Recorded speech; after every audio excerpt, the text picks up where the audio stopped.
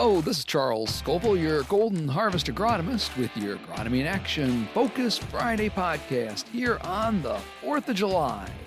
It's been another hot one out there this week, so let's get another update on heat unit accumulation. And let's talk about two different soybean issues I saw this past week in my travels across Michigan and northern Indiana and what to do about them to help you increase yields this year and into the future.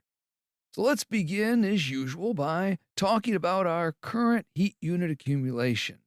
Now, basing our heat unit counts on a planting date of May the 1st in the East Lansing area, we've now accumulated 906 heat units.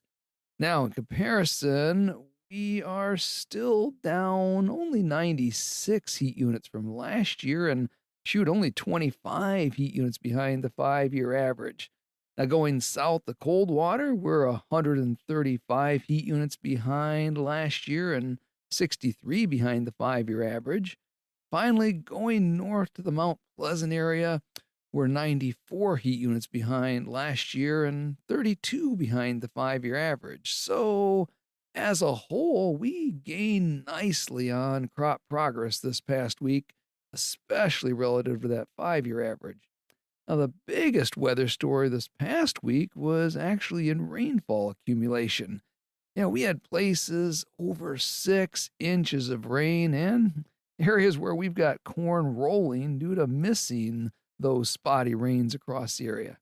With water sitting between the rows in some areas, this might actually be a good time to evaluate tile and the management of low spots in those fields and then, put together a plan to improve that for the future. Now, as for my travels this past week, I'm starting to see a lot of soybean fields on mucks and black sands that are turning that yellow already. Now, those with muck soils, you know exactly where I'm going with this conversation: manganese deficiency. This perennial problem shows up in high pH soils, which limits the ability of our soybean plants to uptake the needed manganese for crop development. Now, the problem is that this micronutrient deficiency can significantly impact soybean yields if not properly identified and managed. Now, the primary cause of manganese deficiency lies in soil chemistry rather than actual manganese absence. Now, most agricultural soils, they contain adequate amounts of total manganese, but its availability to plants is heavily influenced by the soil pH. Therefore, in soils with a pH above 6.5, manganese starts to become increasingly insoluble and therefore unavailable for plant uptake. Now, in many cases, we're dealing with pHs in these muck soils well above 7.0. And with pH being a logarithmic scale, these slight changes in pH have a huge impact on the crop's ability to uptake nutrients.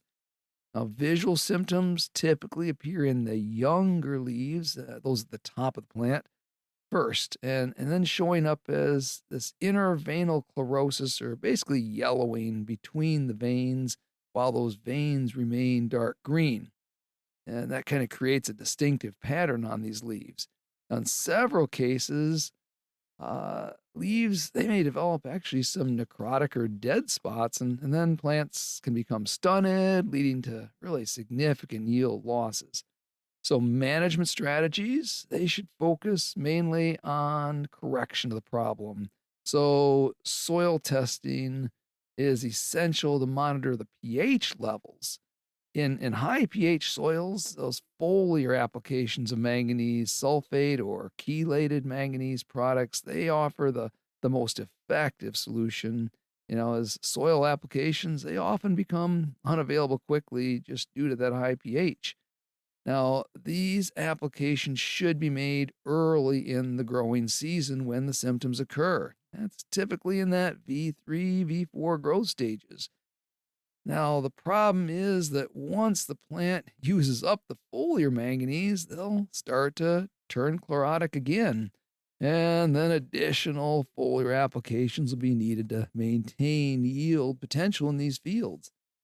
Now, ideally, if you're planting soybeans into these soils, you're making these applications before you see the foliar symptoms, which is the best strategy for obtaining the maximum yield potential for these types of soils.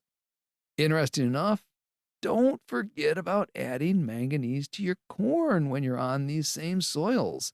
Though the foliar interveinal chlorosis symptoms are a little harder to see on fast growing corn, they too need manganese to reach their maximum yields on these soils.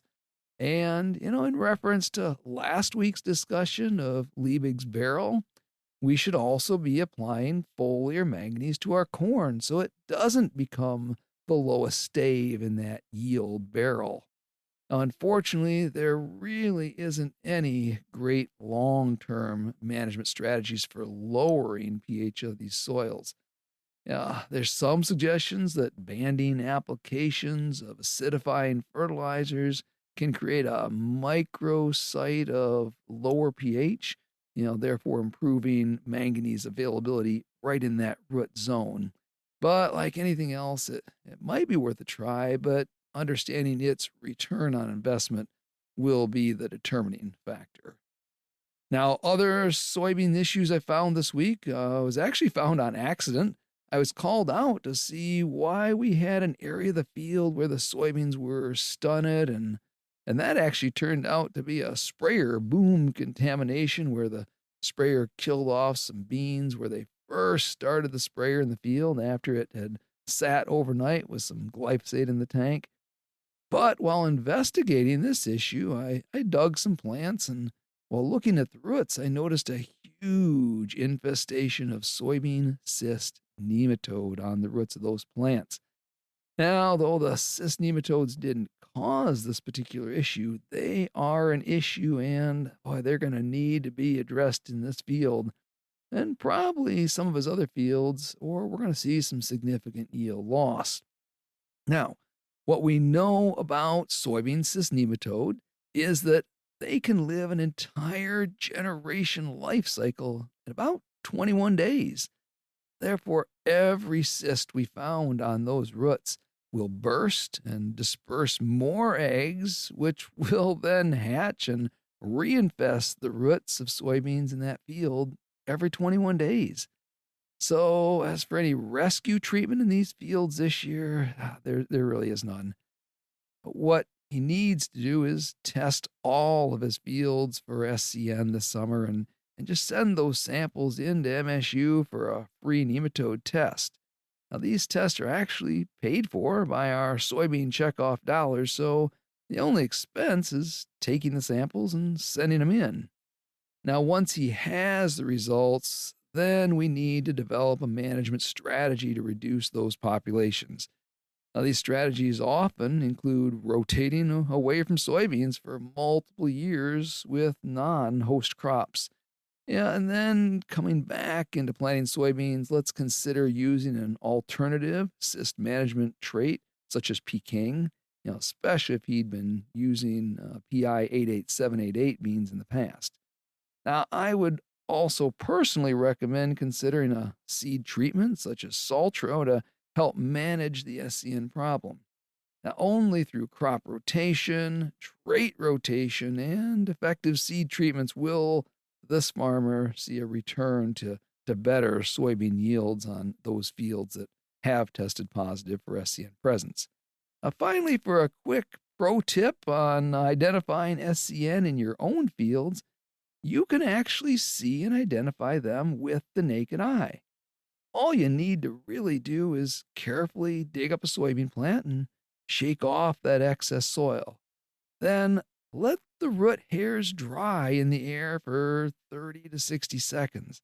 Now, after this short drying period, you can grab and rotate individual roots and look for the cysts on those roots. Now, if they are there, they'll show up as a bright white to yellow, small bulb almost looking thing on the roots, about 10% the size of a nodule on those roots. Now, they're actually really easy to see once you start looking for them and once you've seen them once.